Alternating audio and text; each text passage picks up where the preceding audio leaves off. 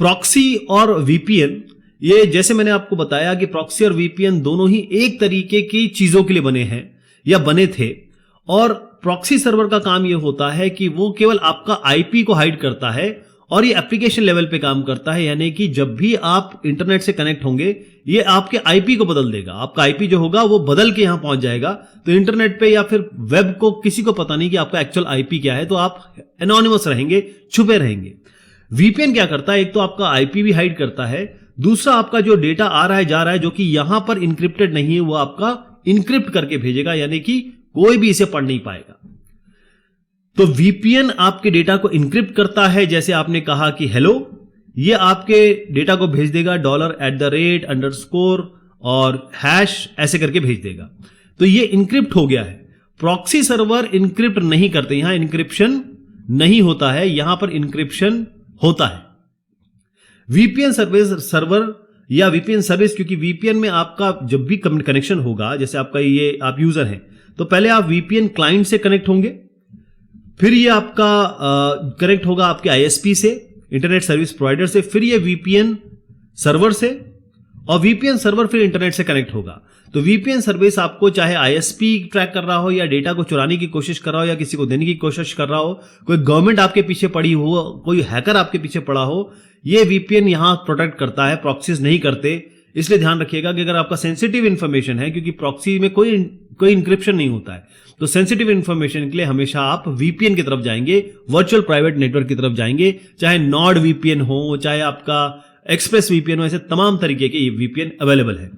VPN आपके data को, ध्यान रखिएगा, ये राउट करता है, रीराउट करता है, यानी ये जाएगा सर्वर के पास। वीपीएन का जो भी क्लाइंट और सर्वर है वहां पर जाएगा, क्योंकि ये जो वीपीएन काम करता है ये आपके ऑपरेटिंग लेवल पे, ऑपरेटिंग सिस्टम लेवल पे काम करता है। ओएस के ऊपर कितने भी एप्लीकेशन चल रहे हैं, एप्लीकेशन 1, एप्लीकेशन 2, जितने भी चल रहे हैं उन सब पे ये काम करेगा। लेकिन जो प्रॉक्सीज हैं वो केवल आपके डेटा को या फिर आपके सिस्टम का आईपी छुपाते हैं और केवल आपके किसी एक ऐप पे काम करेंगे। आपको कॉन्फ़िगर करना पड़ता है सारे के लिए इंडिविजुअली, लेकिन ये एप्लीकेशन लेवल पे काम करते हैं।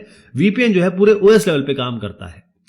वीपीएन जो है थोड़ा सा स्लोअर हो सकता है क्योंकि इंक्रिप्शन हो रहा है, साथ में डिक्रिप्शन होगा, और इस तरीके से प्रॉक्सीज अगर आप यूज करना चाहते हैं थोड़ा सा स्पीड आपको ज्यादा मिल जाएगी, बट वीपीएन स्लोअर होता है, थोड़ा सा वीक होता है स्पीड के मामले में प्रॉक्सीज से।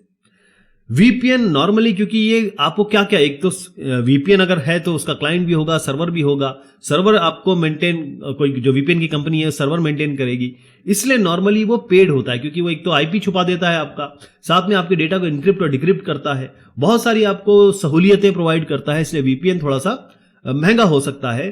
कई बार आपको वीपीएन जो है, जैसे मैंने 1-2 वीपीएन यूज किए हैं, वो आपको फ्री भी मिलते हैं और वो भी अच्छे होते हैं, लेकिन प्रॉक्सीज मोस्टली आपको फ्री मिल जाएंगे क्योंकि इसमें कुछ ज्यादा काम नहीं है। आप सीधा प्रॉक्सी के पास जाएंगे, प्रॉक्सी आपका आईपी हटा के अपना आईपी लगा के डेटा को आगे भेज देगा। वीपीएन कनेक्शन ज्यादा रिलायबल है, जैसे मैंने आपको बताया, क्योंकि प्रॉक्सी अगर आप पेमेंट करेंगे, वीपीएन सर्वर एक एस्टैब्लिश्ड है, तो फिर आपका सर्विस तो आपको मिलेगी मिलेगी। प्रॉक्सी सर्वर नॉर्मली हम फ्री यूज करते हैं, फ्री होते हैं, हो सकता है कि कनेक्शन इसमें ड्रॉप हो जाए। तो मेन जो मुद्दा है वो आप जो इसका अंतर समझेंगे, वीपीएन में इंक्रिप्शन होता है, यहां इंक्रिप्शन नहीं होता है। मेन मुद्दा ये है बस, बाकी आईपी दोनों हाइड करते हैं और दोनों का काम डेटा को आपके किसी तरीके से बचाना होता है, जो कि वीपीएन बहुत अच्छे से करता है।